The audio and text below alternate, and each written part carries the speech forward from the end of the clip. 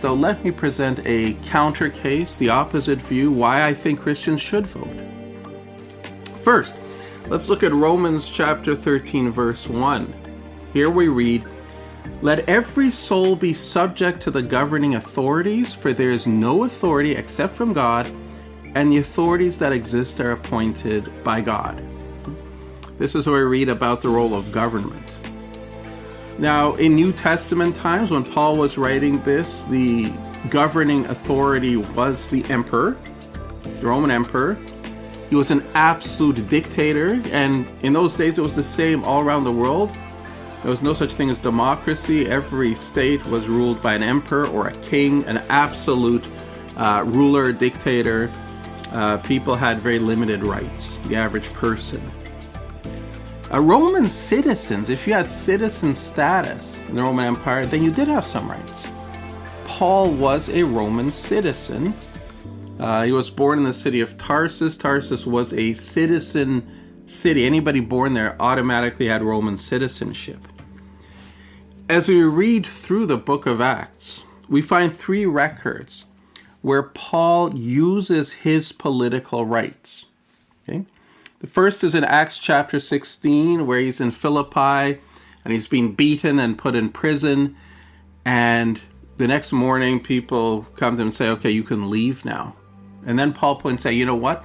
I'm a citizen. How dare you have done this to a citizen?" And then the locals become very much afraid. And Paul says, "Make that magistrate has to come and get me out himself." Okay? And that's what happens. You see again in Acts 21 to 22, where Paul has gone back to Jerusalem despite the warnings of Agabus, the prophet.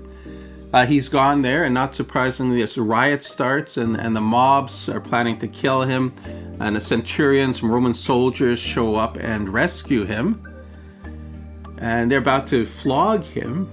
He says, "You can't do this to a citizen." At that point, the centurion starts becoming a little bit afraid.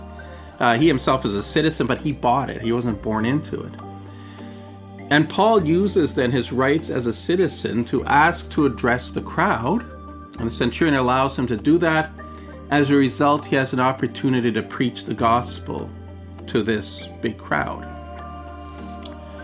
Of course, eventually they shout him down. He's under arrest, and his opponents, his Jewish opponents, want him dead.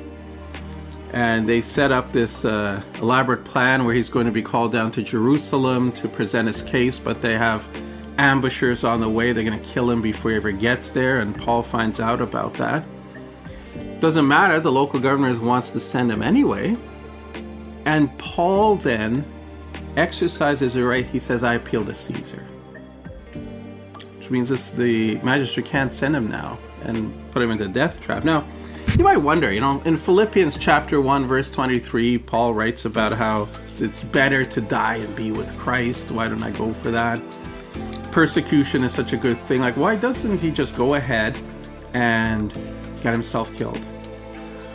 He's finished his mission, off he goes. Why apply his political rights here to avoid that situation? Would we say that he's blending faith and politics here? Or would we say that he is using his political rights to optimize his opportunities to preach and spread the gospel? Seems pretty clear to me that he's doing the latter.